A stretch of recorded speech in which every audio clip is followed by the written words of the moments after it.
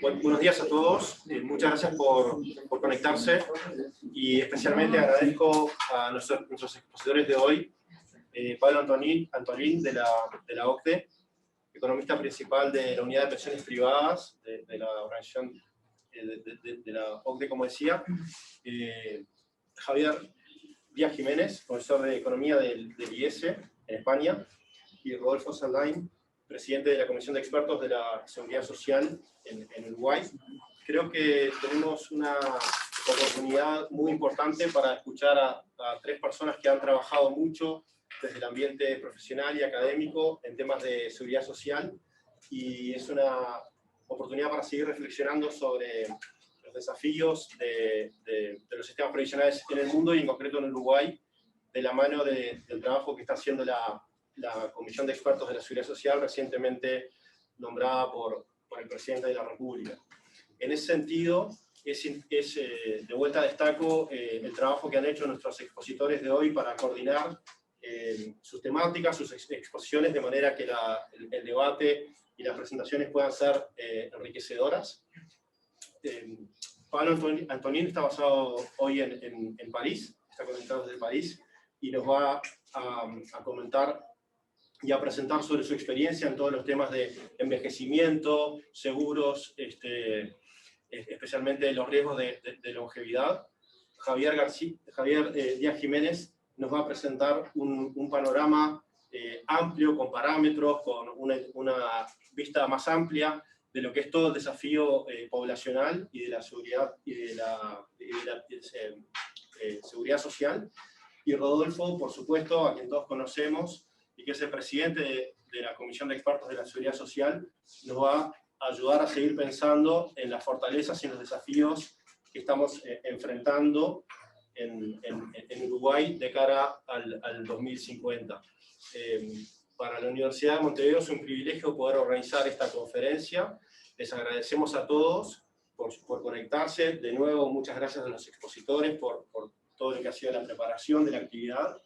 Y la dinámica va a ser de esta manera. Va a comenzar Javier, desde el IES de Madrid. Su exposición durará unos 20 minutos. Luego Pablo hablará también 20 minutos. Y luego Rodolfo hablará desde acá, desde la Universidad de Montevideo, en su exposición de 20 minutos. Luego tenemos previsto un coloquio, intercambio de preguntas y respuestas y comentarios entre los expositores y entre los participantes, que pueden levantar la mano por Zoom para poder hacer comentarios o preguntas. O sea que estimamos que la actividad puede terminar entre 11:20 y 11:30. Muchas gracias a todos, y de esta manera le doy la palabra a Javier. Buenos días, buenas tardes a todo el mundo, bienvenido. La verdad es que es un orgullo para mí, un honor compartir esta charla de pensiones con todos ustedes. Voy a decir con todos vosotros, porque prefiero, ya que estamos tan lejos, prefiero la cercanía del tú sin que supongan, por supuesto, ninguna falta de respeto. La verdad es que hablando de pensiones en Uruguay, me siento un poco como un pulpo en un garaje, ¿no? He tenido el gusto de leer algunos capítulos del libro de Rodolfo para enterarme un poco cómo era el sistema uruguayo, y lo que quiero hacer hoy es pues comentar algunos detalles generales de cuáles son los problemas con los que se enfrentan los sistemas de pensiones en general, ¿no? en prácticamente todos los países del mundo, y luego hacer un par de comentarios sobre los detalles del sistema español que está realmente comprometido, y quizá os sirvan para más que nada para no caer en los mismos errores de diseño y las mismas dificultades para reformar estos sistemas, ¿no? Lo mejor del sistema español es que si usamos datos de la OCDE para calcular la tasa bruta de reposición de las pensiones, que es el cociente que resulta dividir la primera pensión en realidad por el último salario o por una media de los salarios.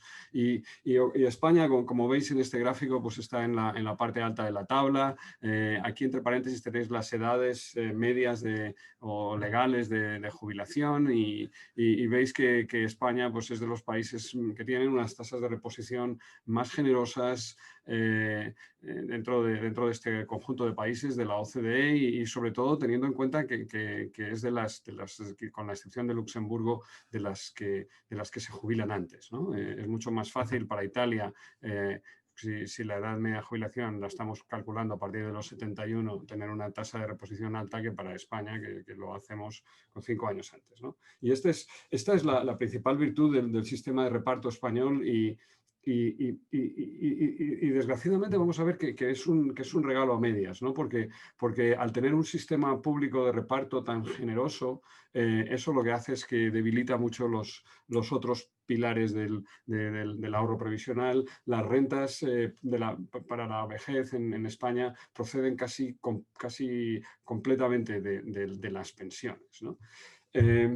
Lo malo, lo peor que tiene el sistema español es lo mismo que le ocurre a muchos otros, que las cotizaciones a la seguridad social no van a ser suficientes para pagar las pensiones. Y eso pues lleva ocurriendo desde el año 2010, que fue el último año que el sistema español tuvo un superávit y desde entonces pues ha presentado déficits crecientes, ¿no?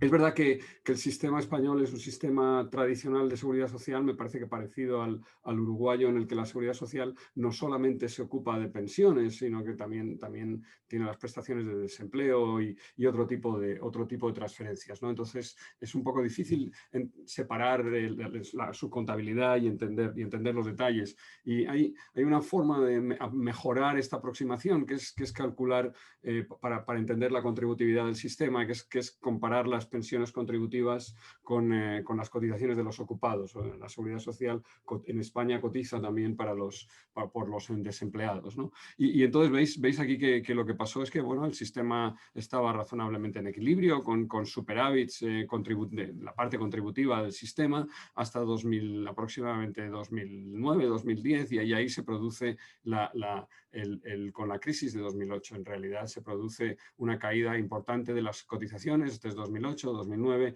y llegamos a 2010, que es cuando aparecen estos primeros déficits y luego en la recuperación todavía los salarios y la recuperación del empleo no han sido suficientes para cubrir esa brecha de contributividad del sistema, ¿no? Esto si lo queréis ver con un poquito más de detalle y el resultado, y ahora aquí viene COVID, pues es una explosión de la deuda de la seguridad social. Hasta en esta parte todavía se estaba gastando el fondo de reserva que se había acumulado en los primeros años y ahora claramente la seguridad social española está transitando por una senda que es absolutamente explosiva e insostenible en el tiempo, ¿no? Como os he dicho, el problema de la concentración, o sea, de la generosidad de las pensiones públicas es que genera mucha vulnerabilidad para un sistema de pensiones porque concentra todas las rentas en este sistema público de reparto y al hacerlo pues lo llena de riesgo, ¿no?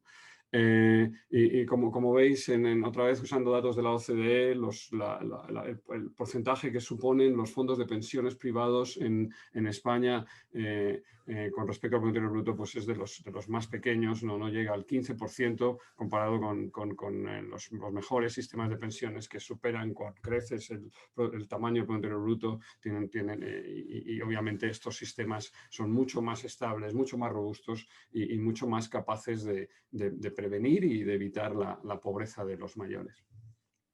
Bueno, y lo más feo del sistema español es que, bueno, pues que las pensiones están capturadas por los mayores, ¿no? Ya en 2020, si 48 es el año de captura, la población entre 18 y 48 años en España eran 19 millones, 29.753, y la población de más de 49 pues ya era más. Y entonces, en España, como en tantos otros sitios, si si las cosas se aprietan, pues hay solo dos partidos, el de los mayores de 50 y el de los menores de 50, y los mayores de 50 ganamos todas las elecciones, con lo que hay una captura política en un sistema democrático de las pensiones o de la sociedad en realidad por parte de los mayores. Y los jóvenes pues están vendidos, ¿no? Si no les gusta se pueden ir a otro sitio, pero va a ser difícil, van a tener que irse deprisa porque va a ser difícil encontrar en el planeta pronto países que puedan, en los que no estén capturados por sus mayores. Estoy seguro que Pablo va a hablarnos luego de eso. Entonces, esta captura política hace que a pesar de que la seguridad social, las cotizaciones de la seguridad social sean insuficientes para pagar las pensiones están absolutamente garantizadas y hay un bloqueo político sistemático de cualquier intento de hacer una reforma que racionalice las pensiones, que las haga más sostenibles, si va a suponer una merma, por pequeña que sea, de los derechos adquiridos y de las pensiones, ¿no?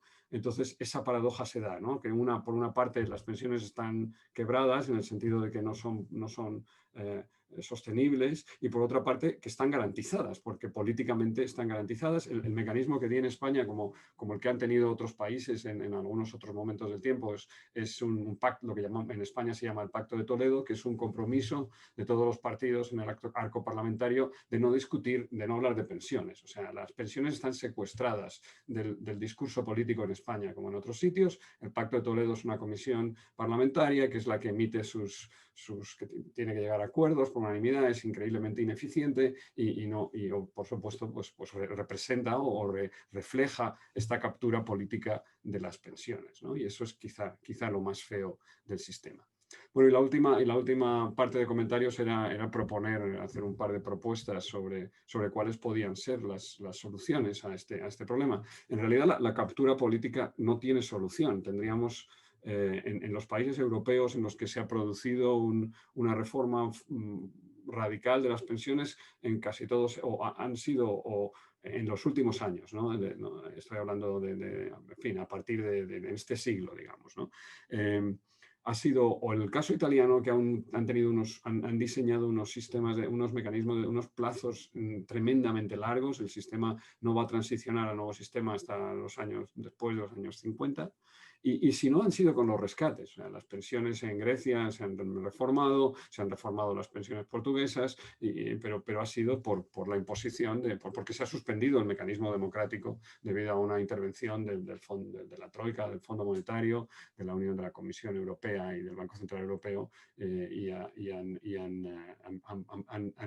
deshecho ese bloqueo, ¿no? El primer problema que tienen el sistema de pensión español y el uruguayo, por lo que he estado leyendo, otra vez gracias Rodolfo porque tu libro me ha ayudado mucho a entenderlo, es la falta de universalidad, ¿no?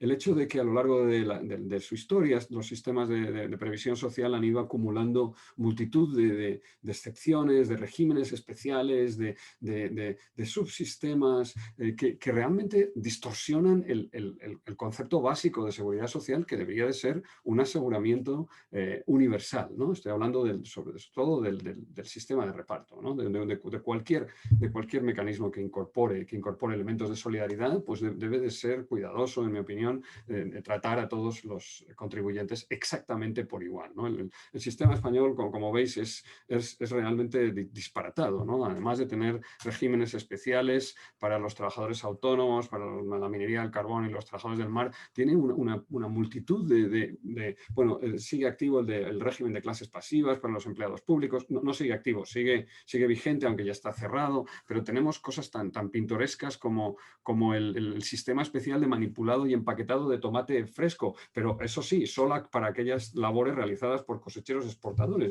¿Qué tendrá el tomate, ¿no? Sistema especial de trabajadores fijos y discontinuos de cine, sala de baile, fiesta y la industria resinera. ¿Qué privilegio tienen los resineros? Aparte de que no supongo que se manchan las manos cuando, en fin, esto no puede ser, ¿no? En España, el caso español se agrava porque tenemos el régimen, lo que llamamos el RETA, el régimen especial de trabajadores autónomos, que engloba a 5 millones en España unos 19 millones de cotizantes a la Seguridad Social. 5 de esos 19 millones, más del 25%, cotizan a la Seguridad Social lo que quieren, o sea, a la carta, ¿no? Y entonces, obviamente, las opciones que tienen para manipular sus cotizaciones y mejorar la rentabilidad que obtienen es extravagante, y esto genera un déficit de cotización para el sistema. Pero no solo eso, en España además tenemos 1,2 millones, es difícil de contar, entre 1 y 1 millón y 1,5 millones de mutualistas que no cotizan a la Seguridad Social, son trabajadores, están en otras asociaciones profesionales, de abogados, los arquitectos tienen otra, ingenieros de caminos, en fin, en el País Vasco hay mucho movimiento mutualista, hay mutuas, y estas mutuas organizan, son clubes de pensiones, ¿no? que están al margen de la Seguridad Social y otra vez no cotizan. Es verdad que tampoco cobran pensiones, pero destruyen este aseguramiento universal, ¿no? Entonces, ¿cómo deberían de ser las nuevas pensiones? Pues el sistema ideal, ¿no? Mi sistema favorito, pues en Europa, cuando en los congresos internacionales, el sueco, ¿no? el presentador de Suecia y el holandés presumen de quién tiene ellos disputan por quién tiene las mejores pensiones, y francamente son sistemas de pensiones realmente admirables. A mí quizás me gusta un poco más el sistema sueco, ¿no? Y lo que voy a proponer incluye muchos aspectos de ese sistema, ¿no? Las pensiones deberían de tener los pilares tradicionales, ¿no? Deberían tener una parte, un buen sistema de pensiones tiene que ser mixto, tiene que mezclar elementos de reparto con elementos capitalizados, con componentes capitalizados para generar rentas para la jubilación. El reparto tendría que ser único, tendría que ser obligatorio, por supuesto, y tendría que ser universal, ¿no? Sin ninguna excepción. O sea, universal quiere decir absolutamente universal, ¿no? Una vez y ese reparto para atender a las necesidades de colectivos especiales, pues se deberían de arbitrar sistemas de planes de empleo vinculados a los convenios colectivos que pudieran, ¿no? Para la minería, para los mineros y los resineros y todos esos colectivos que francamente tienen trabajos penosos y pues no tenemos por qué estropear las pensiones para mejorar la situación relativa de esos colectivos. Se puede hacer perfectamente dentro de un sistema obligatorio o casi obligatorio, ¿no? de planes de empleo que en España hoy no tenemos, ¿no? Y lo mismo con las mutuas, ¿no? O sea, la falta de universalidad la podemos compensar el mutualismo es perfectamente razonable, entra dentro de estas nuevas pensiones, pero tiene que ser complementario y adicional a que todo el mundo obligatoriamente tenga que cotizar sin ninguna excepción en un régimen único. Este régimen único debería de tener una pensión básica que tendría elementos contributivos. La diferencia entre Holanda, la diferencia fundamental entre el sistema holandés y el sistema sueco es que el sistema holandés, la pensión básica, que son unos 1.300 euros, no es contributiva. El criterio para cobrarla es puramente de residencia. Basta con haber vivido durante 50 años, que es un poco duro vivir 50 años en Holanda y sobrevivir, ¿no? Al aburrimiento, ¿no? Pero bueno, esto es un pequeño comentario quizá fuera de sitio, pero oye, que me perdonen los holandeses que nos estén escuchando, pero ok, y como se suelen ir, ¿no? Como suelen viajar los holandeses, tienden a ser errantes, ¿no? Pues pueden comprar los años de residencia que les falten para tener acceso a esa pensión, ¿no? En Suecia no, en Suecia son cuentas nacionales. Las cuentas nacionales tienen propiedades espectaculares porque generan, básicamente una cuenta nacional es un sistema, simplemente es un sistema de contabilizar los derechos pensionables, no están invertidos en ninguna clase de activos, pero es un sistema transparente, absolutamente flexible y que genera incentivos para la cotización, donde los autónomos españoles en un sistema de cuentas nacionales no cotizarían como cotizan, porque entenderían exactamente de una manera transparente la conexión que hay entre la pensión y perdón, entre su historial contributivo y su cotización. Debería haber una pensión, estas pensiones básicas se podría y se debería complementar con una pensión personal, con planes personales otra vez obligatorios, administrados y supervisados por una agencia de pensiones. Desde el punto de vista de la gobernanza es esencial separar las pensiones de los demás componentes de la seguridad social. En países como España, donde abundan las agencias, es incomprensible que no tengamos una agencia de pensiones específicamente dedicada a resolver los problemas de las pensiones. Tenemos estos planes de empleo complementarios y una pensión mínima garantizada que se puede integrar con esquemas de renta básica. En España recientemente hemos adoptado un sistema de un ingreso mínimo vital como consecuencia de la pandemia, y ese ingreso mínimo vital se puede conectar perfectamente con una pensión mínima garantizada, y nos quedan los detalles. Al final todos son resolubles menos uno, que es el más difícil de todos, que es los costes que tiene transicionar cualquier sistema de reparto a liberar parte de las cotizaciones para, por ejemplo, capitalizarlas. Pero si conseguimos la universalidad del nuevo sistema y si somos capaces de mejorar, si jugamos con los topes de cotización y los tipos de cotización, sería manejable, ¿no? Incluso en un sistema con una transición demográfica tan intensa como la que tiene la economía española, donde estamos transitando muy deprisa a tasas de dependencia demográficas por debajo de 2, cercanas más bien a 1,5. A pesar de eso, yo creo que podría manejarse. Estas reformas, desde un punto de vista técnico, no son muy complicadas. En fin, se podrían acordar, pero necesitan un campeón, ¿no? Políticamente son difíciles y necesitamos un campeón que tiene que ser un político de izquierdas, ¿no? Porque si no es imposible. Es un político de izquierdas capaz de enfrentarse con los sindicatos, con los colectivos de pensionistas, convencerles a todo el mundo.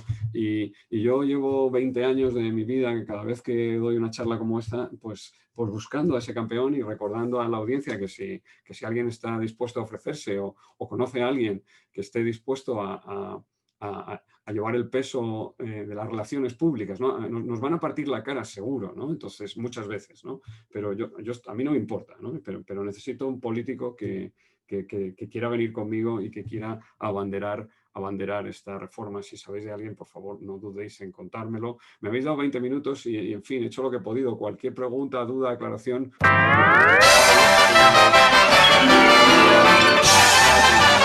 Final, gracias. Esto es Economics aplicada a las pensiones. Cualquier duda, me tenéis ahí. Esa es mi dirección de correo electrónico y ese es mi handle de Twitter. Gracias, Daniel. Te devuelvo me quito de aquí y te devuelvo el suelo. Genial, Javier. Mira, muchísimas gracias, porque hay muchos de los temas que mencionaste que son comunes y que nos ayudan, y creo que la parte de pensar las soluciones también puede ser bien inspiradora. Así que muy útil tu presentación realmente. Muchísimas gracias. Gracias. Y de esta manera le doy la palabra a Pablo, que nos va a hablar de las maneras de enfrentar los riesgos de la longevidad, trayendo a la presentación toda su experiencia de estudios y de conocer tantos sistemas previsionales de diferentes países donde ha trabajado y analizado, especialmente desde su posición en la OCDE. Pablo, muchísimas gracias. Muchísimas gracias a vosotros por darme a mí y a la OCDE la oportunidad de presentar nuestro trabajo y nuestro punto de vista. Como bien han dicho, me han pedido que hable de cómo cubrir el riesgo de longevidad en los sistemas de previsión social, sobre todo en los sistemas de capitalización, y voy a abordar varios puntos.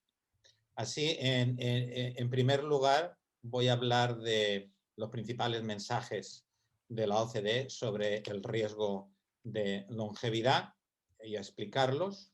Después pasaré a hablar cuáles son los riesgos que están asociados con los distintos mecanismos para cubrir el riesgo de longevidad, el tema de las tablas de mortalidad, que es esencial, pero también el tema de las tasas de descuento, que es uno de los temas que ha llevado a las rentas vitalicias básicamente a no proponerse en casi ningún país hoy en día. En base a eso voy a hablar del tipo de rentas vitalicias que existen en los distintos países. Obviamente, la mayoría de estos tipos de rentas vitalicias existen en países como el Reino Unido y los Estados Unidos y un poco en Chile, pero a partir de ahí la mayoría de los países no tienen tanta variedad en el tipo de rentas vitalicias. Y finalmente me han pedido que hable un poco de qué formas alternativas se están discutiendo en distintos países para cubrir el riesgo de longevidad. Generalmente todas estas formas alternativas son formas parciales o son formas de cubrir parcialmente el riesgo de longevidad. Pero bueno, la presentaré de una forma muy sucinta y si alguien está interesado en detalles más concretos, yo estaré encantado de, primero, responder preguntas luego y segundo, si alguien me quiere contactar a mi email de la OCDE, por favor háganlo y yo encantado de proporcionar más información detallada porque entiendo perfectamente que en 20 minutos, y probablemente me pase los 20 minutos, es difícil detallar todo a gusto de todo el mundo. El principal mensaje de la OCDE, como he dicho que es lo primero que voy a hablar, es que un sistema de pensiones, el principal objetivo es proteger a los individuos. Es decir, asegurarles de que van a recibir, y esto es muy importante, un pago regular durante toda su vida después de haberse jubilado. Es decir, desde el día que me jubile hasta el día que me muera, tengo garantizado un nivel de ingresos, que es un pago regular. ¿Cuánto? Depende de los sistemas y depende de los países. Si no existe este tipo de seguros, ¿qué pasa? Pues que los individuos corren el riesgo de que las disponibilidades financieras que tengan no van a cubrirles durante todo el periodo de su jubilación, es decir, que se agoten prematuramente. Y esto es lo que se define generalmente como el riesgo de longevidad, que los recursos que tienes se acaben antes de tu jubilación, de que te mueras, y es decir, que no vas a tener recursos para financiar todos los años de tu jubilación. ¿Qué sistemas hay ahí que siempre cubren completamente por el riesgo de longevidad? Pues las pensiones públicas de reparto y las rentas vitalicias. ¿Por qué? Porque son prestaciones definidas. Es decir, en base a unas fórmulas se determina que vas a cobrar una cantidad de dinero, puede variar en el tiempo, pero la vas a cobrar de forma regular todos los meses, todos los años de tu vida hasta que te mueras. Es decir, te protegen por el riesgo de longevidad. Y la característica principal, sean pensiones de reparto o sean rentas vitalicias, es que es una prestación definida. También los sistemas de capitalización de prestación definida, como hablaba Javier, el caso de Holanda, que en muchos casos es una prestación definida, aunque últimamente las reformas han eliminado la prestación definida, pues también cubren completamente por el riesgo de longevidad. Es la prestación definida lo que cubre por el riesgo de longevidad y obviamente alguien la está cubriendo. En este caso puede ser el empleador, puede ser el Estado, en el caso de las pensiones de reparto, y en el caso de las rentas vitalicias es la institución que ha asumido la responsabilidad de dar esa renta vitalicia, generalmente compañías de seguro. Entonces, en base, los otros mensajes principales de la OCDE, el primero es hay que proteger contra el riesgo de longevidad. Eso es uno de los elementos fundamentales de todo sistema de pensiones, se organice como se organice. Luego, en el tema de los planes de capitalización de contribución definida, tenemos la hoja de ruta, en donde tenemos varios mensajes importantes. El primero es que es muy importante promover pensiones de por vida, siguiendo el principio que he hablado anteriormente, es decir, rentas vitalicias, para proteger contra el riesgo de longevidad, y explicamos por qué, ahora paso a ello. El segundo punto, los números 5 y 6 se refiere a la posición en que estos mensajes están dentro de la hoja de ruta de la OCDE. El segundo mensaje, que es el sexto en la hoja de ruta, indica que es importante promover la oferta de rentas vitalicias, la innovación y también la competencia dentro de un mercado de rentas vitalicias, para que sea un mercado que funcione y ofrezca buenos productos a los individuos.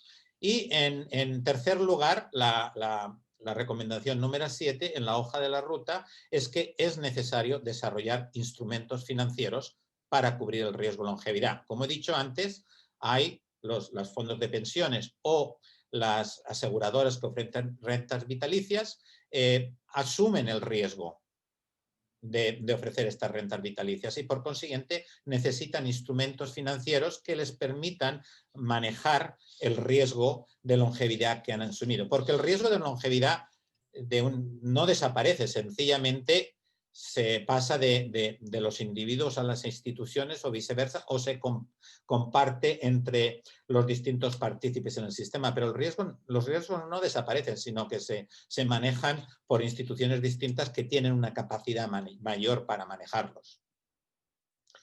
Entonces, con respecto al primer mensaje, promover rentas vitalicias, el mensaje de la OCDE es que, como mínimo, es importante establecer por defecto, como mínimo por defecto, en la fase de pago un cierto nivel de renta vitalicia que provenga del patrimonio acumulado en los planes de pensiones de contribución definida. Como mínimo. ¿Por qué? Porque es muy importante, siempre que se diseñan los planes de capitalización, de tener en cuenta el contexto global del sistema de pensiones en un país.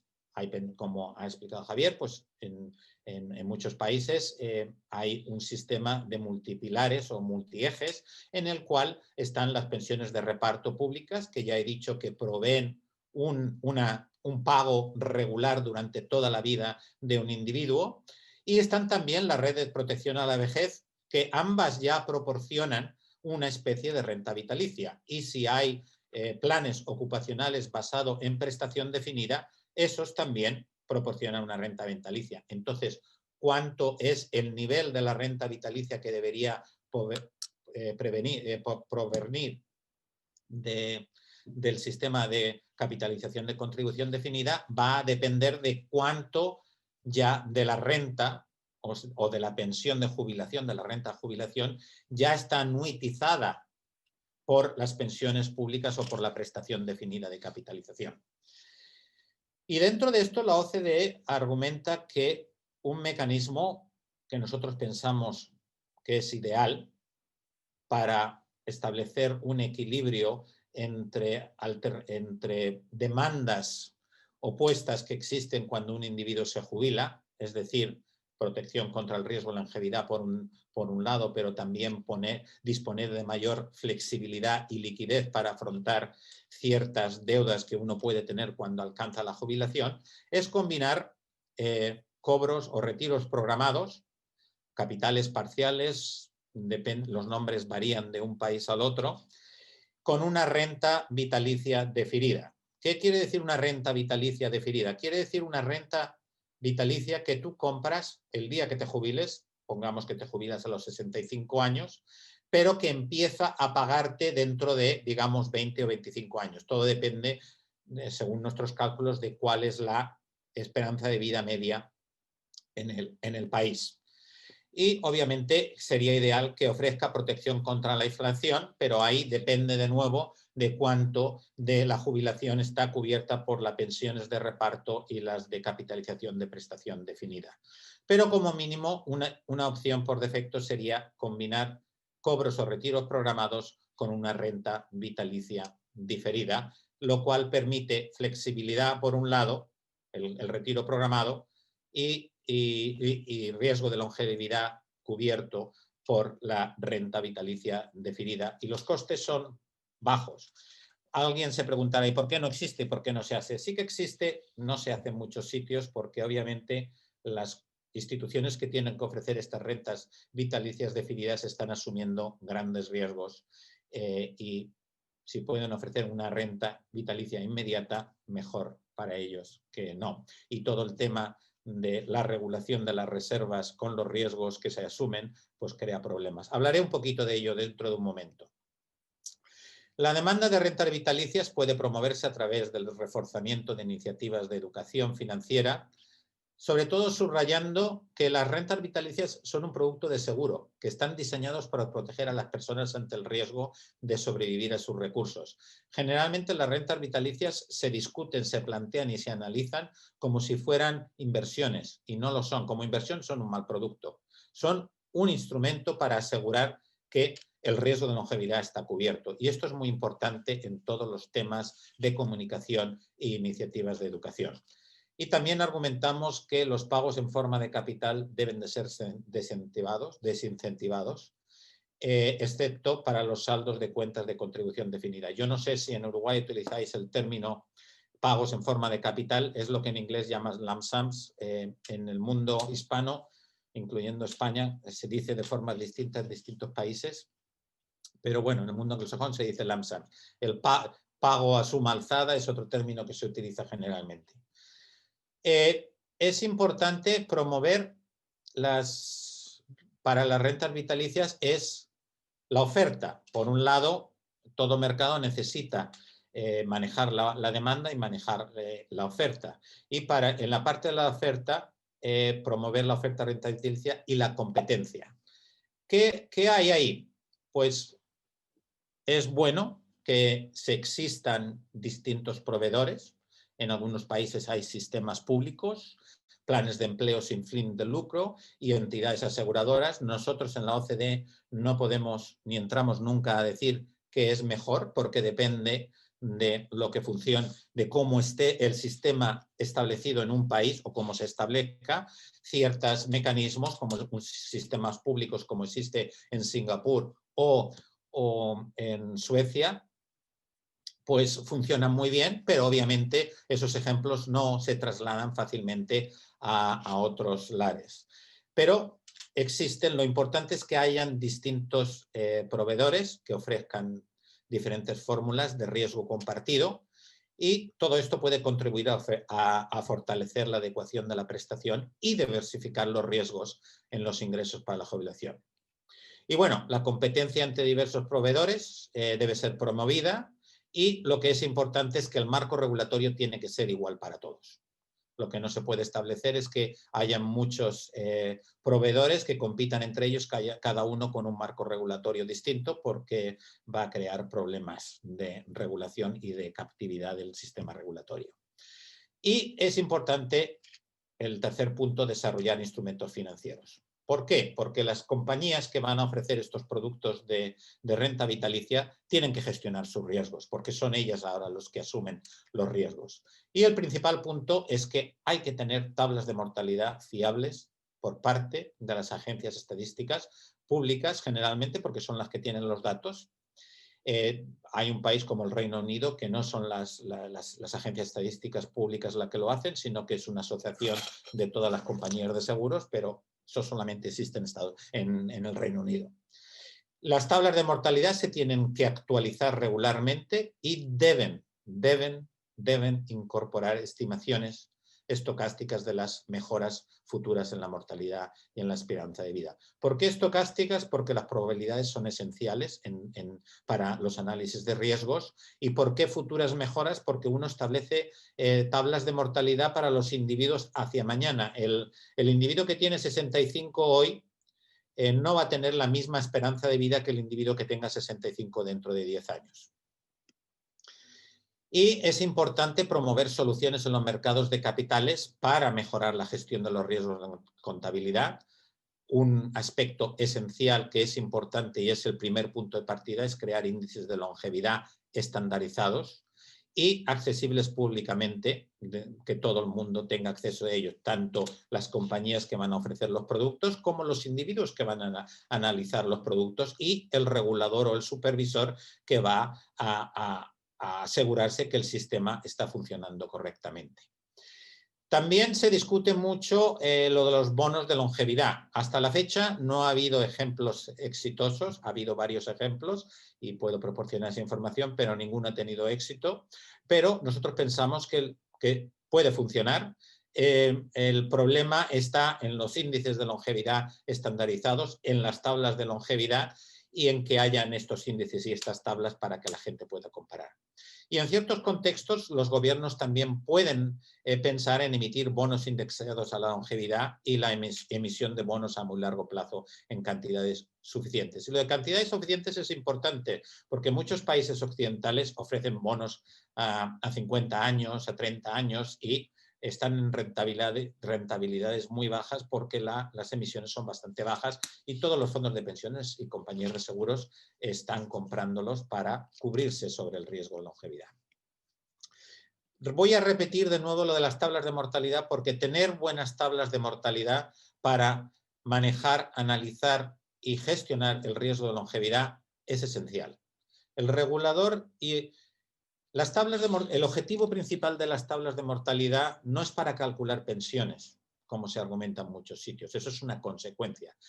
El objetivo principal de tener buenas tablas de mortalidad es para garantizar que las promesas de pensiones que se hacen por las prestaciones definidas o por las compañías de seguros van a estar siempre cubiertas, pase lo que pase con las compañías.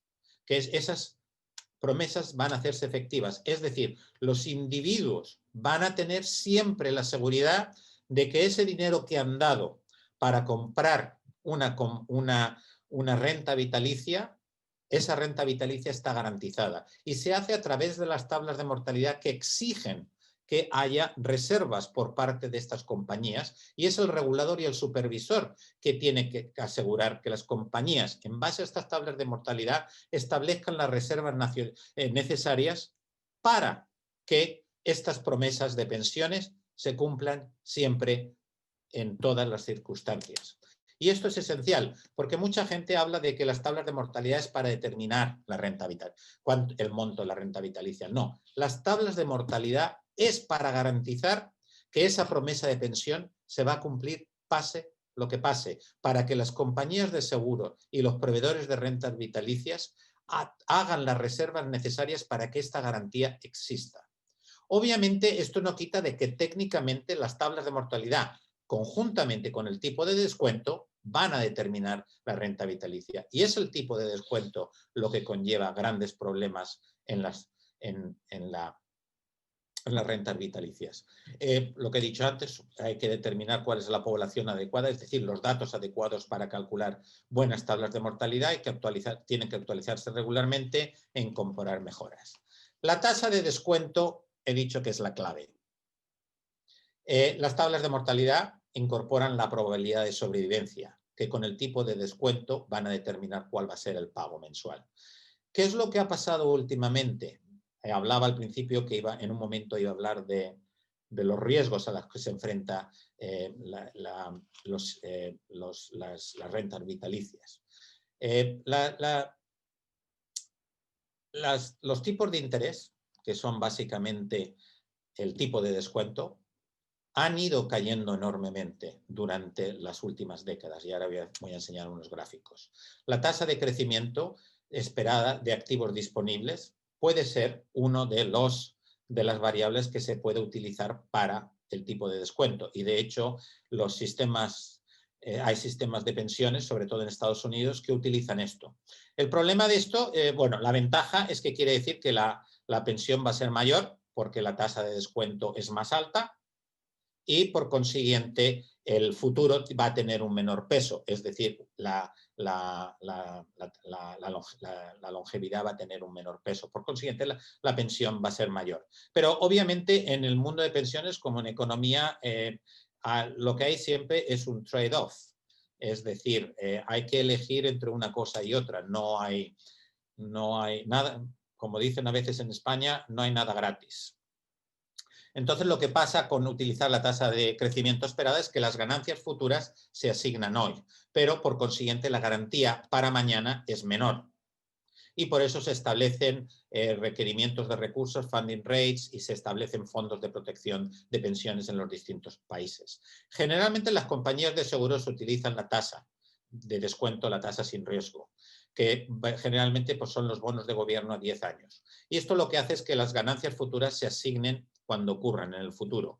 Y lo que tiene es que la pensión va a ser menor hoy, pero hay una garantía total del pago. Pero claro, todo lo que son garantías conlleva un coste y una garantía total conlleva un coste más alto que una garantía parcial.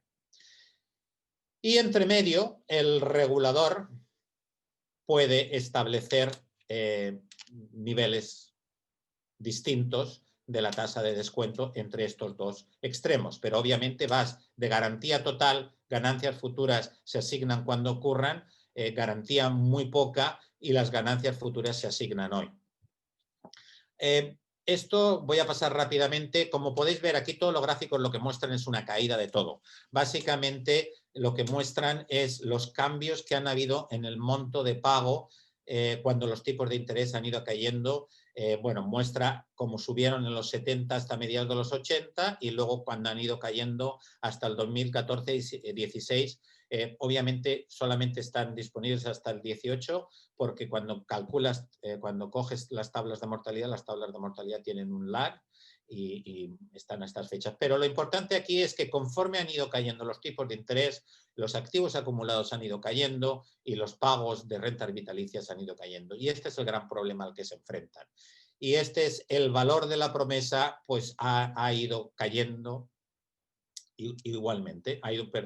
El coste del valor de la promesa ha ido aumentando al mismo tiempo que el valor iba cayendo.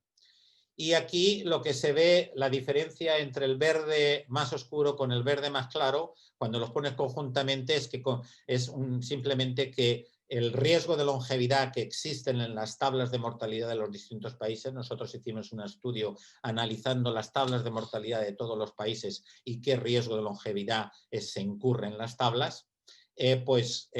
Conforme cae el tipo de interés, el riesgo de longevidad aumenta.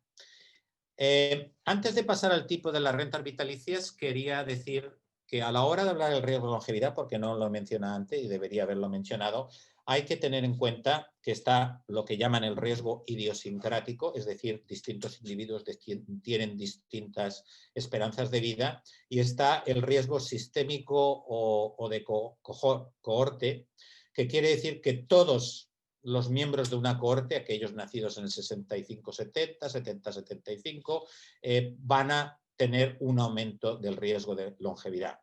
Este riesgo sistémico, los mercados financieros no pueden afrontarlo, las compañías de seguros no pueden afrontarlos, los empleadores ofreciendo prestaciones definidas tampoco pueden afrontarlo. Esto es un riesgo de longevidad que lo tiene que afrontar la sociedad en su conjunto.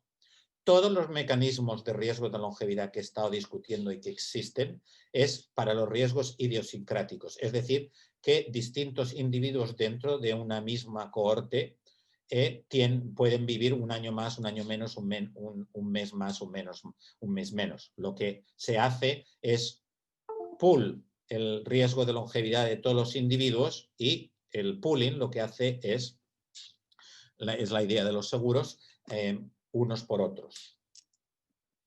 ¿Qué tipos de rentas vitalicias? Por aquí voy a ir rápido con esto porque ya estoy a punto de alcanzar, me quedan, según mis cálculos, 5 minutos, sin más, 25, 45, no, ya me he pasado, perdón.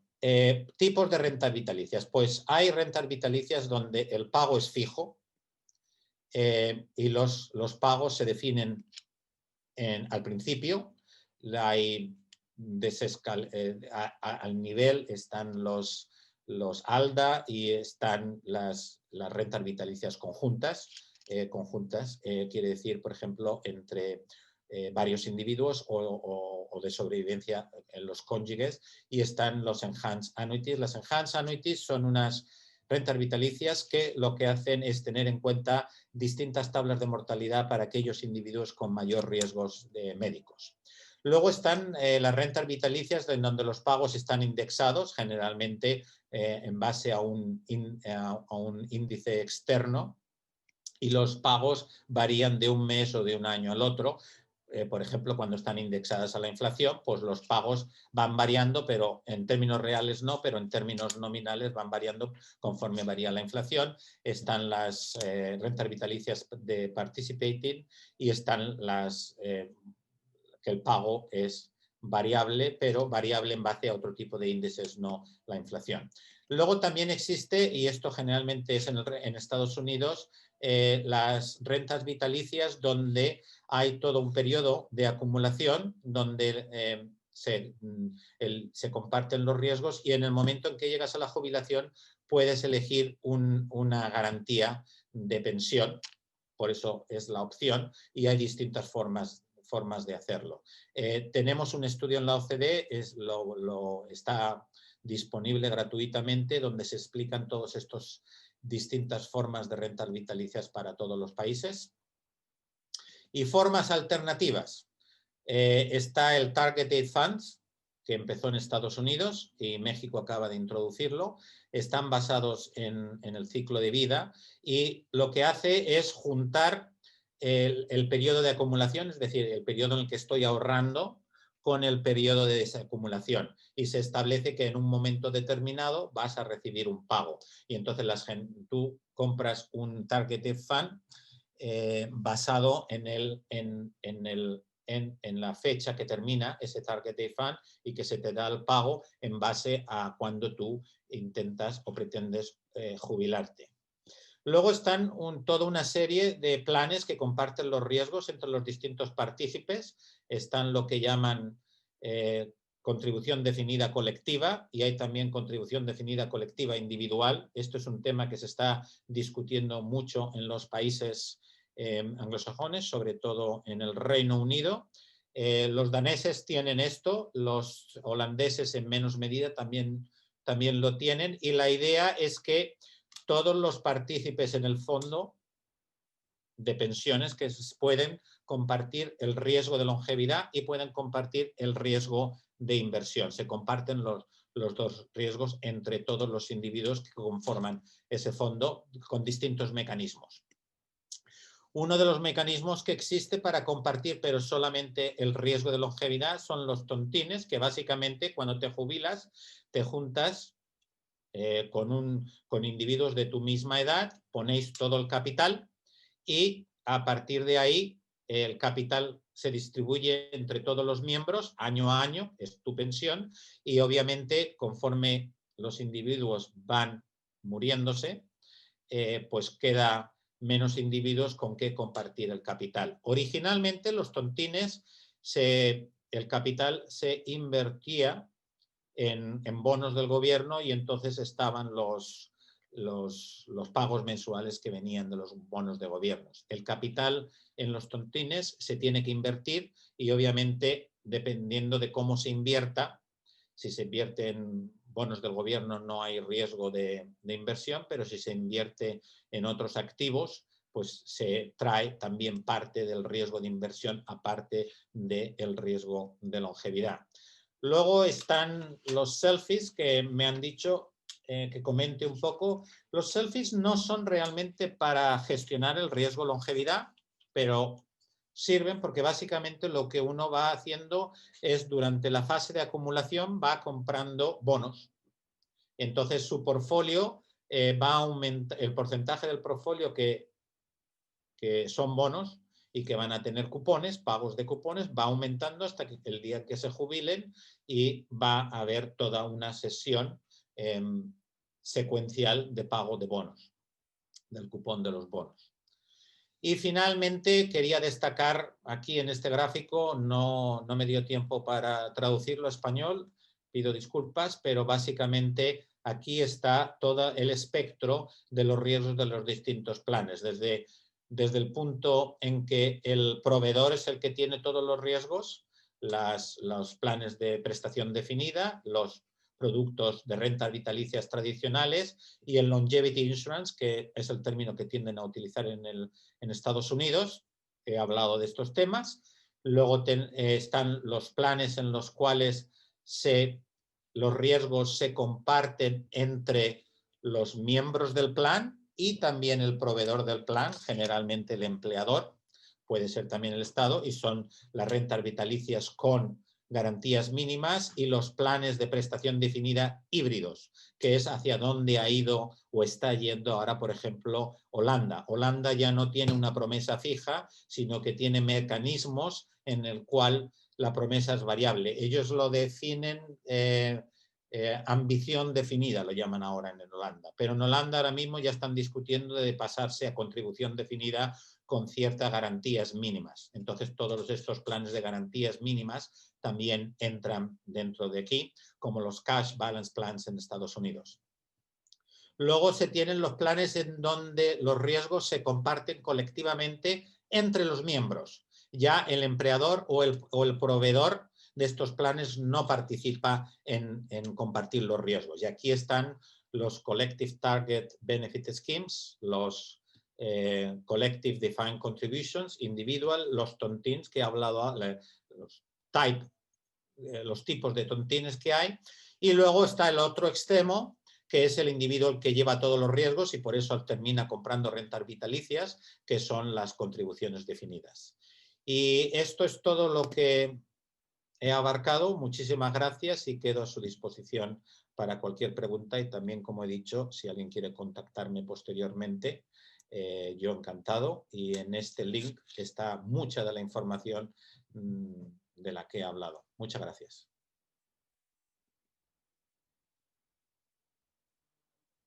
Centrado tanto en este tema de las formas para enfrentar el riesgo de longevidad, que era algo que realmente te habíamos pedido si pudieras volcar tu experiencia en esto, porque también es un tema que en Uruguay está obviamente sobre la mesa, así que fue una presentación que nos ayuda muchísimo. Muchas gracias. Y quizás seguramente vayas a recibir alguna pregunta en el coloquio. Y de esta manera doy entrada a Rodolfo Saldain, que como todos sabemos es el presidente de la Comisión de Expertos de la Seguridad Social y es uno de los especialistas que tenemos en Derecho del Trabajo y de la Seguridad Social en Uruguay. Así que muchas gracias, Rodolfo, por estar con nosotros. Muy bien. Bueno, buenos días. Muchas gracias a la Universidad de Montevideo por haber organizado esta actividad. Muchas gracias a Javier y a Pablo, que realmente hemos tenido dos exposiciones de primer nivel y realmente muy útiles con respecto a lo que estamos trabajando en esta comisión. Vamos a ver si logramos poner la presentación.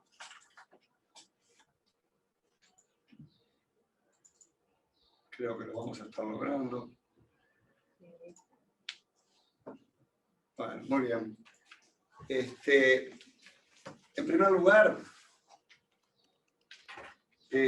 tenemos, ¿no? Parece que no anduvo con él. Ahí va. En primer lugar, todo lo que yo voy a comentar es a título personal. La comisión está empezando recién a trabajar. Allí tenemos la imagen de los 15 integrantes, algunos que están acompañando en sala y otros que están por vía remota. Por lo tanto, no puede tomarse lo que yo diga como puntos de vista de la comisión en sí. Esta reforma en el Uruguay tiene una base demográfica. ¿Qué es lo que significa tener una base demográfica? En 1950, en el Uruguay, por cada persona mayor de 65 años, teníamos 8 en edad de trabajar. En aquel momento éramos campeones del mundo en fútbol. Hoy tenemos aproximadamente 4. Vamos hacia el 2050 a tener 2 y algo, y en el 2100, como ustedes verán, lo que tenemos es ni siquiera una pirámide, más bien un cono invertido con una enorme población mayor de los 80 años de edad. Tuvimos que hacer una revisión de población como primera actividad de la comisión, en virtud de que lo que teníamos como últimas proyecciones no recogían un hecho realmente muy fuerte que se ha dado en los últimos 5 años, que es una reducción de la fecundidad que pasó de una meseta del orden de 1.9 hijos por mujer a 1.5 en 5 años. Ese valor de 1.5 era el que se esperaba hacia mitad de este siglo. Eso lleva a un montón de efectos. Básicamente cae la población en edad de trabajar, cae la población joven y el único sector de la población que crece es el de los de mayor edad. Eso es lo que está mostrando esta gráfica que están viendo ustedes allí en este momento.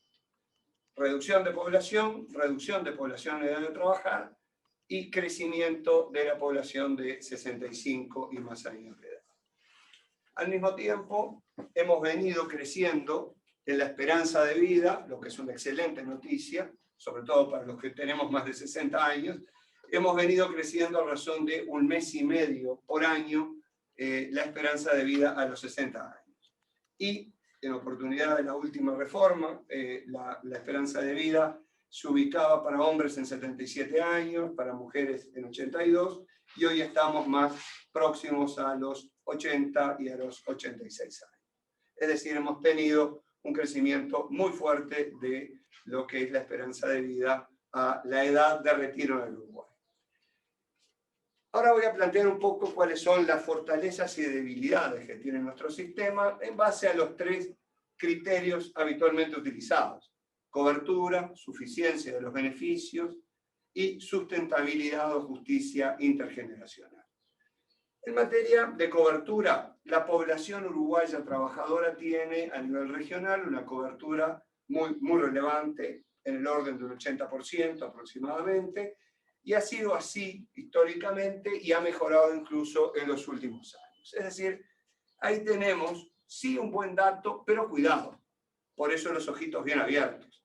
El problema que tenemos es el cambio en la dinámica del mercado de trabajo, donde claramente estamos yendo hacia un nivel de trabajo tradicional menor, y allí hay un riesgo importante de reducción de esa cobertura. La informalidad en el Uruguay es del orden de un 25% de la fuerza laboral, la más baja de la región, pero igualmente muy alta. En materia de los mayores, la cobertura también es muy importante. Prácticamente más del 90% de las personas mayores de 65 años perciben una pensión, ya sea una jubilación propiamente contributiva o lo que le llamamos una pensión no contributiva. Es decir, que allí tenemos un valor bien importante que es un elemento favorable que debemos mantener. En materia de suficiencia, tenemos 2 criterios, de acuerdo a los 2 objetivos tradicionales de los regímenes previsionales. Por un lado, evitar situaciones de pobreza en la vejez, y realmente estamos muy bien en ese valor. Entre las personas de más de 65 años, la pobreza es muy pequeña, 1,4, 1,5, según el año que miremos, pero no pasa nunca del 2%. Sin embargo, cuidado, entre los jóvenes, niños y adolescentes, es 10 veces mayor. Y eso es un enorme desafío que, si lo unimos al desafío que implica las debilidades que ha presentado el sistema educativo, realmente compromete mucho la fuerza de trabajo en la economía del conocimiento. Pero lo que tiene que ver con el objetivo de evitar situaciones de pobreza en la vejez, realmente tenemos una buena situación que la idea es que cualquier reforma la debe mantener.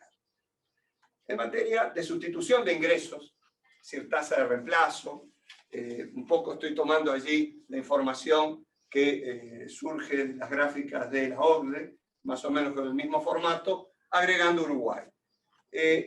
Estamos en un nivel razonable en el contexto de lo que es de los países de población envejecida, lejos de Holanda, lejos de Dinamarca, pero sin embargo, y lejos de España también, que no está incluido en el cuadro, pero del que nos hablaba Javier. En el caso uruguayo, la mayoría de la tasa de sustitución o reemplazo proviene del sistema de reparto. En gris vemos lo que proviene del sistema o del componente de ahorro individual obligatorio. Y allí ya vemos algo bien interesante, y es que en países que a mí me gusta llamar los mejores de la clase, como Dinamarca, como Holanda, la mayor parte de la tasa de reemplazo proviene de regímenes plenamente capitalizados y no de regímenes soportados en transferencias intergeneracionales. Ese resultado que puede exhibir Uruguay es bueno, pero cuidado, tiende a la baja. ¿Por qué tiende a la baja? Algunas partes por las razones que recién exponía Pablo, es lo que son las rentabilidades de los fondos acumulados persistentemente están amenazados por rentabilidades bajas y nada hace pensar que eso vaya a cambiar en el corto o si quieren en el mediano plazo. Por otro lado, nosotros estamos teniendo este proceso de reforma precisamente porque tenemos algunas dificultades en materia de sustentabilidad. El gasto público uruguayo en materia de jubilaciones y pensiones ha tenido esta trayectoria, es decir, que de un gasto del orden del 8,5% del PIB, en una década ha pasado a estar ubicado en el orden y algo superior a 11 puntos del PIB, y con un nivel ya alto y con tendencia creciente hacia el futuro. Por lo tanto, estamos poniendo una mochila realmente muy importante sobre ese menor número de población económicamente activa que veíamos recién. Acá realmente tenemos una debilidad y ahí tenemos una excelente oportunidad de mejora, pero que claro, implica una serie de sacrificios. Este cuadro muestra la ubicación de Uruguay en dos dimensiones. El nivel de gasto público, y allí lo vemos en un nivel muy similar al de España, algo superior al de Alemania, y también muestra lo que es la tasa de dependencia demográfica. Nosotros estamos ubicándonos en un alto nivel de gasto público en materia jubilatoria cuando todavía nuestra tasa de dependencia demográfica está lejos de ser la que tienen los países europeos que están seleccionados en este cuadro. ¿Esto qué significa? Que en el contexto demográfico que vimos al comienzo, realmente tenemos un enorme desafío de sustentabilidad del sistema. Las fortalezas, entonces, tenemos que mejorar y mantener la cobertura, porque allí tenemos un punto fuerte. Tenemos que mantener la cobertura de los mayores porque realmente también es un punto fuerte y que hace a lo que realmente a los uruguayos nos gusta reconocernos como comunidad, una comunidad que cuida de su gente y que tiene una larga trayectoria de su estado de bienestar. En materia de pobreza también tenemos que mantener esos logros. En sustitución de ingresos tenemos grandes problemas debido a lo que es las perspectivas del futuro del trabajo y a las dificultades de mantener un régimen de transferencias intergeneracionales tan fuerte como el que tenemos hoy. Y allí el desafío es adecuar los pilares contributivos a cargo de transferencias intergeneracionales y el pilar de capitalización completa. Y en materia de sustentabilidad, la necesidad de retomar una trayectoria que haga viable el sistema con criterios mínimos de justicia intergeneracional.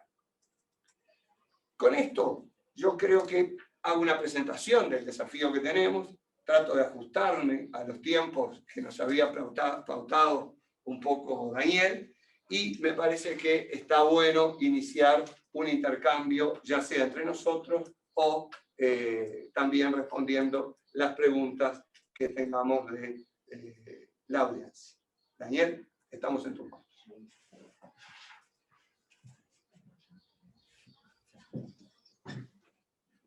Bien.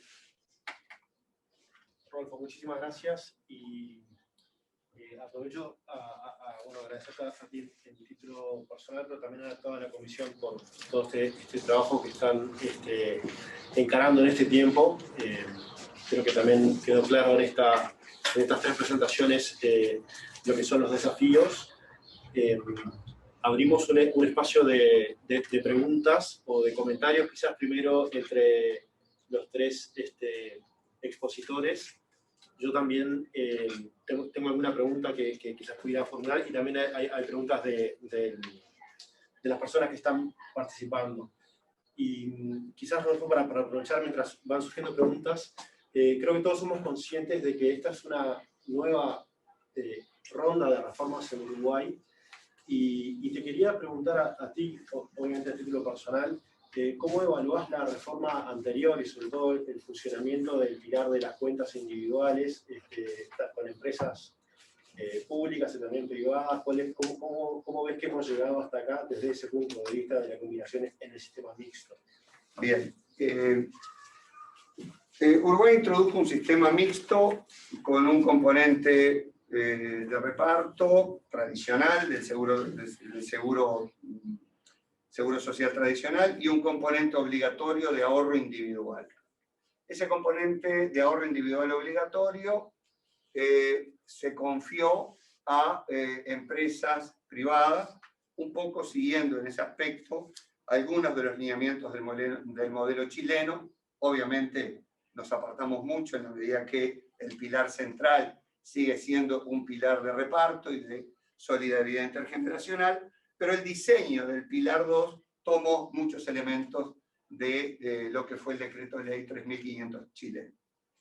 No tomó la recaudación descentralizada, sí tomó la gestión de los fondos a cargo de empresas, sociedades comerciales de objeto único, con una variante muy importante. La principal de esas empresas, que es aproximadamente el 50% del mercado, es de propiedad estatal.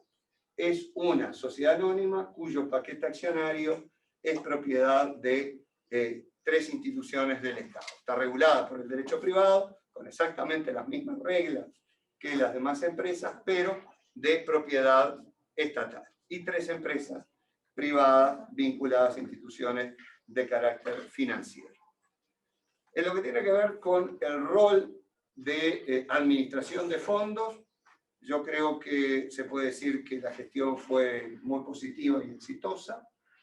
También en lo que tiene que ver con el diseño de las seguridades del sistema, bajo modalidad de fideicomiso de administración, que logró sortear incluso una crisis financiera con componentes de carácter delictivo, que involucró a uno de los bancos, que era en aquel momento, año 2002, propietaria de una de estas empresas, sin afectar para nada lo que eran los saldos de las cuentas de las personas. Allí creo que hubo un diseño exitoso en esa materia. También fue muy escasa, fue un par de veces que hubo que recurrir a los mecanismos para asegurar las rentabilidades mínimas que preveía la ley. Sin embargo, claramente la competencia no funcionó entre las administradoras. En ese sentido, el sistema no fue exitoso. Las administradoras, bueno, tuvieron sí competencia entre sí, pero para no perder participación de mercado. El objetivo era mantener market share. Y buena parte del costo de esa competencia reposó en su momento en fuerza de venta que afectaba el saldo de las cuentas de las personas. En mi opinión, durante mucho tiempo el regulador estuvo bastante ausente, y digo más de una década, capaz que 2, y no tomó las medidas necesarias para corregir esa falla del mercado. Que cuando el mercado no anda, el regulador tiene que actuar. Actuó recientemente en oportunidad de una ley, la 19.590, que solucionó algún aspecto vinculado con la transición, y de una forma que probablemente no ha sido satisfactoria en general. Pero claramente el regulador tiene un rol que cumplir cuando el mercado no funciona. Otro aspecto que el mercado no ha funcionado tiene que ver con la etapa de desahorro. Por eso la preocupación que le trasladamos con tanto énfasis a Pablo, de ver un poco cómo manejar esa parte del riesgo de longevidad y esa etapa de desahorro, y que seguramente vamos a volver a molestarlo con alguna otra consulta, aprovechando su disposición. Hoy opera una sola empresa en ese mercado, y es una empresa de propiedad estatal. Las empresas aseguradoras privadas que tienen autorización para operar en ese mercado huyeron, y creo que ese es el término, entre comillas, tomémoslo, a poco de empezar a andar. Hay aspectos normativos que algunos que tienen base legal o eventualmente constitucional, que establecen algunas dificultades muy grandes para que empresas privadas estén actuando en ese mercado. Allí hay realmente una dificultad que vamos a tener que abordar en breve. Esa es un poco, Daniel, un poco extensa, pero tu pregunta era muy amplia también. Buenísimo. Genial, Rodolfo. Están acá para trasladarle un par de preguntas a Pablo Antonín, y luego volvemos al caso Uruguay. Pablo, una pregunta de Álvaro Forteza, miembro de la comisión. Bueno, si pudieras comentar más la experiencia de los bonos indexados a la longevidad. ¿Cuál es la experiencia? ¿Cuáles son las experiencias que fallaron? ¿A qué se debieron estos fallos? Y luego, es una pregunta diferente, pero también te la dejo, si existe alguna estimación en cuanto a la hora de proveer el fondo de retiro programado en términos de tasa de reemplazo, y luego cuánto debería ir para la compra del seguro diferido a una edad avanzada. Quizás luego te la puedo repetir, Pablo, pero me parece que el tema de soluciones para la longevidad, quizás me gustaría dejarte estas dos preguntas para que puedas profundizar. Vale, gracias por las preguntas. Con respecto a los bonos de longevidad, hubo uno que se diseñó a través del Banco Mundial y hubo otro que intentó diseñar BNP Paribas en el Reino Unido. Ninguno de los dos ni siquiera se pusieron a la venta, básicamente porque el coste era muy alto. ¿Por qué el coste era alto? Eso se relaciona a los aspectos que hablaba antes. No hay, primero, esta parte, el bono, cuando se emite, es el mercado primario. Luego necesitas un mercado secundario, donde los que compran el bono o participaciones en la emisión pueden venderlo si es necesario, porque las situaciones de los distintos partícipes cambian en el tiempo. Es lo mismo que los bonos del gobierno, indexados a la inflación o no indexados a la inflación. Está el mercado primario cuando lo emite el gobierno y el mercado secundario cuando los particulares, que son dueños, pues lo venden a otros particulares. Ese mercado no existe. Para desarrollar ese mercado necesitas que existan índices públicos y modelos que tengan en cuenta las mejoras, bueno, que tengan en cuenta las tablas de mortalidad, pero también las mejoras futuras en la esperanza de vida y en la mortalidad, que sean también públicos y que exista una especie de estandarización para que los distintos partícipes puedan comparar los productos y los precios que existen. Y obviamente en estos dos casos eso no existía al mismo tiempo. Obviamente uno puede argumentar, bueno, cuando empezaron los bonos indexados a la inflación tampoco existía el mercado secundario, se desarrolló después y todo este tipo de cosas. Pero la estandarización de los modelos de inflación sí que existía y eso es muy importante. Cuando se establecen mecanismos, lo que se llama en la jerga de esto, idiosincráticos, es decir, fórmulas para gestionar el riesgo longevidad específicas para determinadas poblaciones y no generales. Cuando digo poblaciones me refiero para distintos grupos o para distintos fondos de pensiones. El coste es mucho más alto que fórmulas generales que se pueden estandarizar. Y para crear esta estandarización, el rol del Estado, al menos en emitir índices en los cuales se puede hacer un seguimiento, es esencial. Con respecto a la segunda pregunta, ya había respondido en el chat, pero no me cuesta nada responder de nuevo. Vamos a ver, cuando hablamos en la OCDE de combinar un retiro programado con una renta vitalicia diferida, la renta vitalicia diferida, como he dicho, se compra en el momento que uno se jubila para que empiece a pagar dentro de 20 años, si esa es la esperanza media de vida. El coste que calculamos nosotros en su momento y el Banco Mundial, con el cual también compartimos algunas ideas sobre esto ya hace varios años, es que el coste, utilizando una esperanza de vida media, unas tablas de un país genérico, sería alrededor del 18%, 15, 18, 20% del monto acumulado de un individuo. El resto, el 80%, sería para retiro programado desde el año que se jubila, digamos 65, hasta el año que empieza a cobrar la renta vitalicia diferida del 65%. La renta vitalicia diferida a la edad de 85. También los cálculos que hicimos los hicimos de tal forma que el monto que reciba el individuo desde los 65 hasta el día que se muera era más o menos constante en el tiempo, lo cual no tiene por qué ser el caso. Hay distintas formas de hacerlo. Entonces, claro, el 80% o el 82% que queda es para el retiro programado que va de los 65 hasta los 85 y también se puede utilizar para pagar las deudas, depende del monto que sea, o para tener un retiro programado que es mucho más al principio y menos al final, pero todo esto depende muchísimo de cuál es la cobertura médica para un jubilado, porque como probablemente saben algunos de ustedes, en Estados Unidos no existe, por consiguiente los americanos tienen que tener en cuenta que conforme avanzas en edad vas a tener mayores costos sanitarios, mientras los europeos no necesitan tener esto en cuenta. Entonces, a la hora de diseñarlo hay que tener muchos aspectos del sistema, sobre todo también del sistema de salud, que hay que tener en cuenta.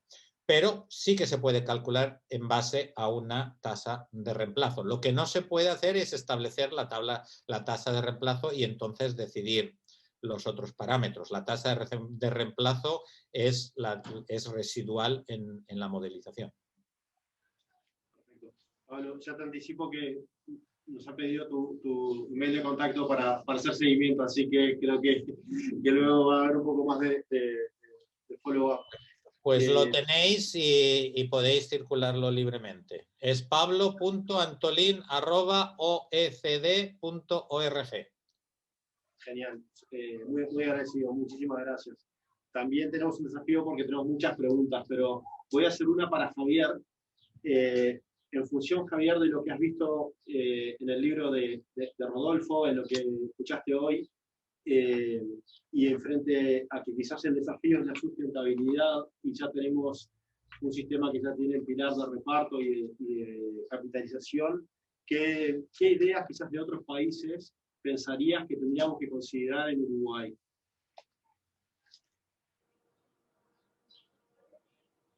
Javier, tenés el micrófono apagado. Mientras prende el micrófono, estoy ahí. ¿Se me está escuchando bien? Mientras Javier prende el micrófono, le voy a hacer un comentario. En la comisión tiene por lo menos 2, y tal vez diría 2,5, partidarios del modelo de cuentas nocionales que propició en su exposición. Está bueno que lo vaya, que tenga conocimiento de eso. Sí, o sea, yo insistiría en dos cosas que yo creo que son comunes al sistema español y el uruguayo, y es intentar conseguir una pensión básica que tiene que ser universal.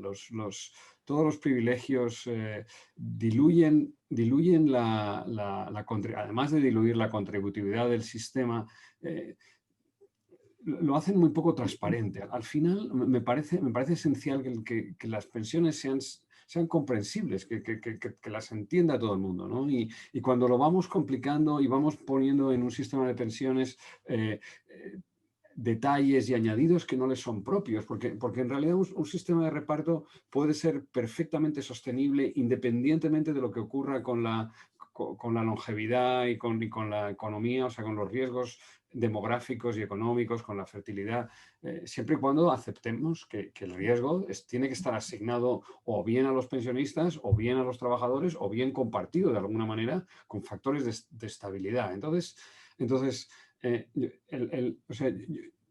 las cuentas nacionales que no son nada más que una forma muy transparente y muy accesible para todos de contabilizar derechos pensionables, también te permiten, ¿no? A mí, por ejemplo, pues me parece que es mucho más razonable penalizar cuando un sistema pierde la sostenibilidad, por la razón que sea, reducir los derechos pensionables que reducir las pensiones, ¿no? Se puede discutir, pero yo prefiero, mi madre tiene 83 años y no está muy bien de salud, y prefiero que me bajen a mí los derechos pensionables que le bajen a ella la pensión, y ya está, ¿no? Entonces, para poder hacer eso, necesitas un sistema de cuentas nacionales. Un sistema de cuentas nacionales también te permite liberalizar la edad de jubilación. Uno puede jubilarse cuando quiera, porque la pensión se va a calcular en base a la esperanza de vida, o el divisor del saldo de la cuenta nacional depende del momento que se elige para jubilarse y y de la esperanza de vida del grupo de edad de la persona que se jubila. Además, permite que la decisión de jubilación sea reversible, te puedes jubilar parcialmente, en fin, me parece que es imbatible. O sea, todos los sistemas que yo conozco, sistemas por puntos, sistemas en que cuentan años, todos son subconjuntos impropios y les gana sin salir, sin bajarse del autobús el sistema de cuentas nacionales. Entonces, yo haría esas dos cosas, ¿no? Universalizar la pensión básica, integrarla en un sistema de cuentas nacionales con estabilizadores automáticos que garantizara en cualquier circunstancia su sostenibilidad. Sí, ¿puedo decir algo sobre lo que ha dicho Javier? ¿Se permite? Por supuesto. Hombre, por favor. No, estoy completamente de acuerdo con lo que ha dicho Javier, todo, y de hecho es lo que son los mensajes que decimos en la OCDE, pero quisiera destacar que la palabra clave con respecto a las cuentas nacionales que ha dicho Javier es permite. Javier ha dicho bien claro en su presentación que las cuentas nacionales simplemente es una forma contable de contar las cosas que es muy transparente y por consiguiente permite todas esas cosas que él ha dicho. La palabra clave, repito de nuevo, es permite, porque presentar a las cuentas nacionales como algo que va a resolver todos los problemas no funciona. Y se cuestiona en muchos países que la han implementado porque se vendió como que resuelve todos los problemas. No, las cuentas nacionales es una forma contable muy transparente en un sistema de reparto que permite todas estas otras cosas que ha dicho Javier, pero no vienen automáticamente. Son parte del diseño que se le añade a las cuentas nacionales. No es parte de las cuentas nacionales per se. Y eso es muy, muy importante porque si el diseño no se tiene en cuenta, todas estas cosas que Javier estaba diciendo que permite, lleva a que las cuentas nacionales no resuelvan nada y terminen con un mal nombre.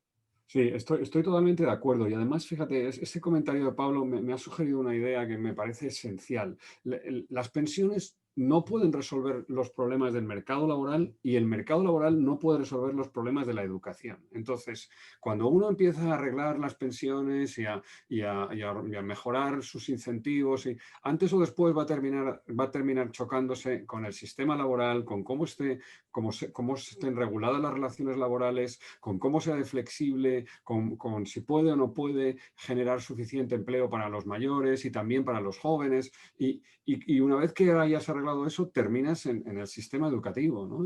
No tiene mucho sentido pensar en una de las tres, porque las pensiones heredan todos los problemas del sistema del mercado laboral, que a su vez hereda todos los problemas del sistema educativo y también todas las virtudes, ¿no?, que tengan tanto el sistema educativo como el sistema laboral. O sea que al final, cuando ya estás hablando de las pensiones, muchas cosas ya están decididas, ¿no? O sea, porque ya tienes un grupo de personas que están en el sistema anterior, que tienen derechos adquiridos, que deberían respetarse bueno, nos terminamos encontrando siempre que se habla de reformas con esas dos piedras, ¿no? Muy interesante. Tengo una pregunta nueva para Rodolfo en este caso. ¿Cómo estiman que va a evolucionar la relación entre este sistema de reparto y de capitalización? Y yo agregaría si se ve espacio para el desarrollo del ahorro previsional voluntario, si puede ocupar un espacio, si hay experiencias positivas, porque también es difícil, ¿no? Bien, como dije, lo voy a repetir una vez más, son opiniones que corren por mi cuenta, ¿verdad? Tal como ya lo escribí en el libro que hemos comentado, en mi opinión el sistema de reparto se debería contraer para alivianar lo que es el peso de las transferencias que estaríamos poniendo sobre las generaciones de trabajadores más pequeñas que vienen en lo inmediato, y aumentando el pilar de aportación y mediante ahorro obligatorio. Los países que varios acá ya mencionamos, como Dinamarca, Holanda, tienen prácticamente 2 veces su Producto Bruto Interno en ahorro destinado a la previsión social, bajo una modalidad de capitalización colectiva, pero en definitiva no soportado en transferencias entre generaciones. Nosotros tenemos apenas un 30%. Tenemos decididamente que aumentar esa forma de previsión. El ahorro voluntario, tal como lo tenemos diseñado en nuestro sistema legal, es muy malo, no es atractivo, hay que mejorarlo, hay opciones para mejorarlo, e incluso es posible explorar otras alternativas más ligadas a la responsabilidad de las partes sociales, trabajadores y empleadores. De hecho, la semana próxima, el martes, vamos a estar recibiendo en la comisión primero al PIT-CNT, la organización representativa de los trabajadores, y a continuación a las cámaras empresariales. Y uno de los temas que por lo pronto a mí me interesa conversar con ellos es hasta dónde estos aspectos no deberían ser parte o podrían ser parte de la propia negociación colectiva. Eso como lo que tiene que ver con el ahorro voluntario o adicional que tú me planteabas. Muy bueno. Javier, tengo otra pregunta que creo que puede ser para ti, porque se ha hablado creo que se maneja de que hay que evaluar los aumentos en las edades de retiro de las personas, pero eso también coincide con que cada vez es más difícil encontrar empleos a edades avanzadas y los cambios tecnológicos y el reskilling. Entonces, hay un par de preguntas en el chat. Y yo también creo que a veces hay un poco de wishful thinking, ¿no? De pensar que vamos a poder realmente trabajar hasta el chat, ¿no? Okay. Me encantaría, pero creo que todos pensamos lo mismo, pero ¿cuántas veces nos vamos a tener que reentrenar? Y tú mencionaste el mercado del trabajo, entonces aprovecho esta oportunidad para preguntarte a vos cómo ves esa posibilidad de que podamos trabajar y que estas edades de retiro más avanzadas, que son importantes, puedan funcionar. Bueno, mira, aquí nos encontramos con, de todas las falacias que hay en economía, la de la cantidad fija de empleo es la, no sé si es la más disparatada, pero bueno, está ahí en el top 3, los países de los disparates, ¿no? O sea, que además que son irresistibles, ¿no? Y en las universidades, pues puede que hasta que no se jubila el catedrático de estructura económica, por decir algo bien antiguo, pues el profesor titular no puede ser catedrático, pero para eso el número total de catedráticos de estructura económica en el país tiene que ser constante, ¿no? Yo cuando me fui a estudiar el doctorado a Minneapolis, me dijo uno de mis profesores que había 33 catedráticos de fundamentos en análisis económico en España y que para qué me iba yo a estudiar un doctorado. Pues ahora hay como hay 300, ¿no? Entonces ni siquiera en ese ejemplo funciona. Los países que más empleo, que mejor regulan sus relaciones laborales, consiguen tener mucho empleo entre mayores y entre jóvenes. Es verdad que hay trabajos que son penosos, que no. O sea, fijaros que otra cosa que ha estado flotando en la conversación, y una cosa es esperanza de vida, otra cosa es longevidad. La longevidad de los humanos pues es la que es hasta que no editemos los genes, ¿no? O sea, hay una edad, si los gusanos viven 2 años, la mosca del vinagre 2 días, pues los humanos no sé cuánto vivimos, pero 120 tirando por lo alto. Otra cosa es que lleguemos todos a la edad terminal, ¿no? Que esa es a la edad que nuestra especie decide que ya hemos tenido bastante, ¿no? Entonces, lo que vamos a ver es que, lo que estamos viendo es que cada vez más y más y más personas sobreviven a todo tipo de circunstancias de salud y se apilan pero en esas condiciones, sobre todo en la gran edad, ¿no? Cuando ya pasas los 100 años, no vas a poder trabajar en todo caso, ¿no? O sea, que en prácticamente nada, porque entonces eso yo creo que tenemos que tenerlo en cuenta también. O sea, que va a haber un problema de demanda de trabajo y va a haber un problema, sobre todo si tienes sistemas laborales rígidos, y va a haber un problema de oferta de trabajo que tiene que ver con las capacidades que tienen los humanos que alcanzan a la gran edad, ¿no? Entonces, bueno, pues eso vamos a tener que tenerlo en cuenta. Y es verdad que fíjate, es verdad que eso plantea un problema, eso encarece los costes previsionales, ¿no? Y la única esperanza o la mejor esperanza es que aquí la tecnología nos eche una mano, que los robots, no sé, los programas, los algoritmos, las máquinas terminen llevando el peso de una parte de la productividad y por lo tanto generen el valor suficiente para atender a las necesidades de los humanos y específicamente de los mayores con sistemas de pensiones que sigan siendo generosos, ¿no? Genial. Voy a elegir una última pregunta para hacerle a Pablo y luego me gustaría darle la palabra a Rodolfo para que nos pueda dar un cierre quizás integrador, que creo que todos reconocemos esa virtud que tenés, Rodolfo, también solo por el tiempo, porque la verdad es que creo que estas conversaciones que están teniendo son hiper interesantes y creo que nos estamos beneficiando mucho de la experiencia de nuestros invitados de hoy. Pablo, hay un comentario que apunta al tema de que varios países frente a la pandemia permitieron el retiro de los fondos de las cuentas, generando, bueno, lo que generan, ¿no? Algunos aspectos positivos, pero seguramente temas negativos también.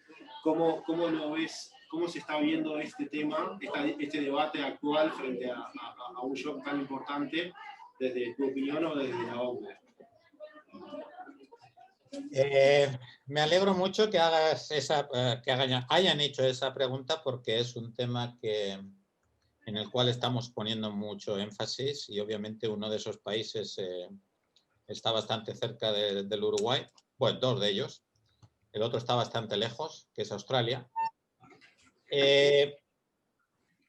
Vamos a ver, desde el punto de vista de la OCDE, el acceso temprano o permitir el retiro de fondos de las cuentas de capitalización debe ser un mecanismo de último recurso y basado únicamente y exclusivamente en circunstancias excepcionales de los individuos.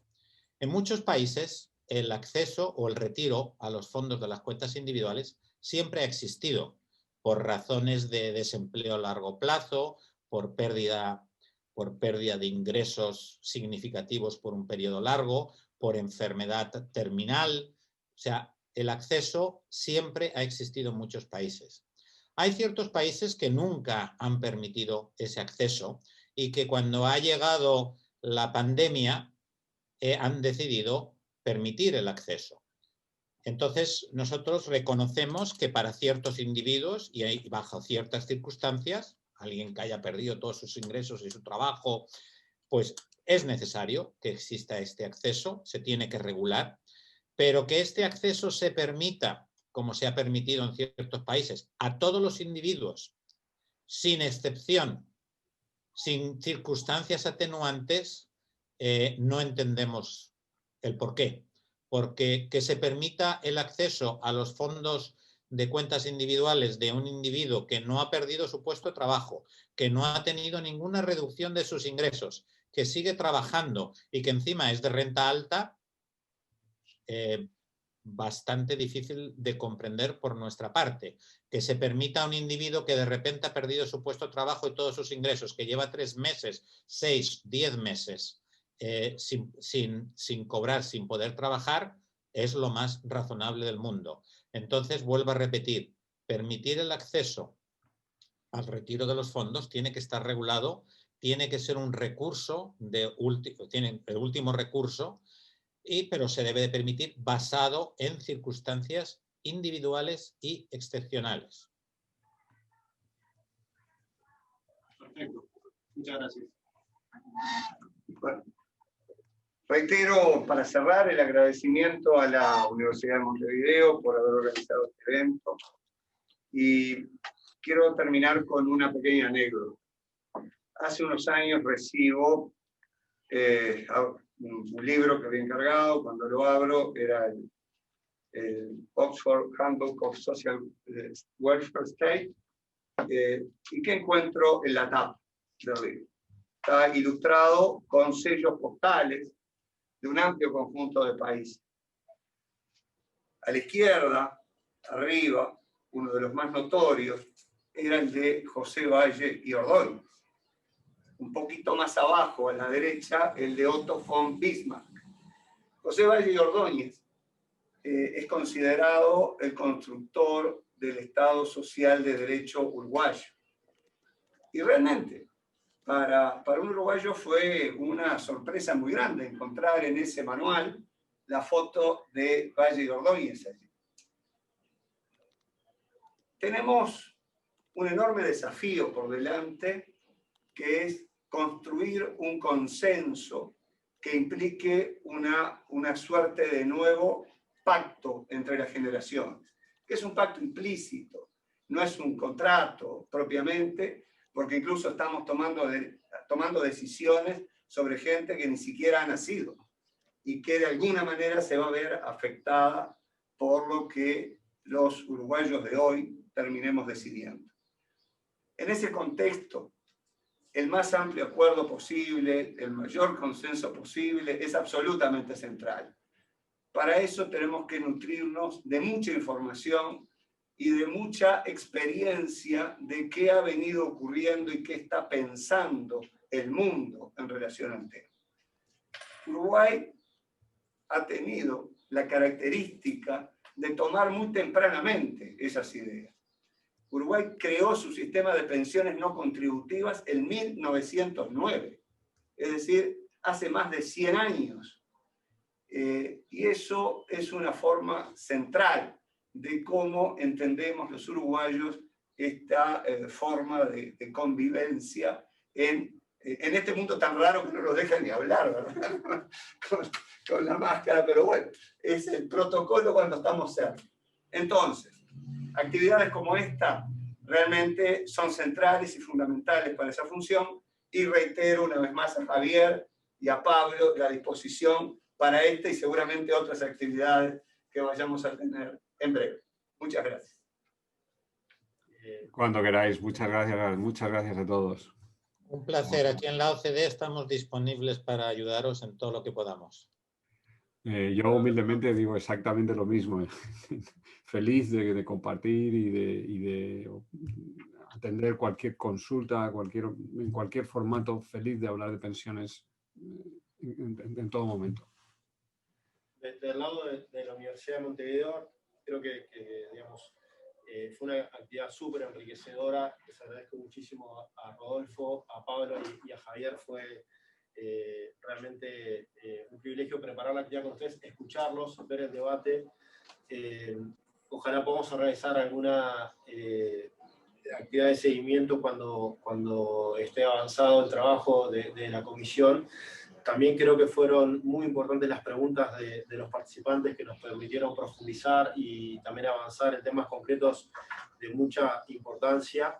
Así que también manifestar el agradecimiento muy especial para todos.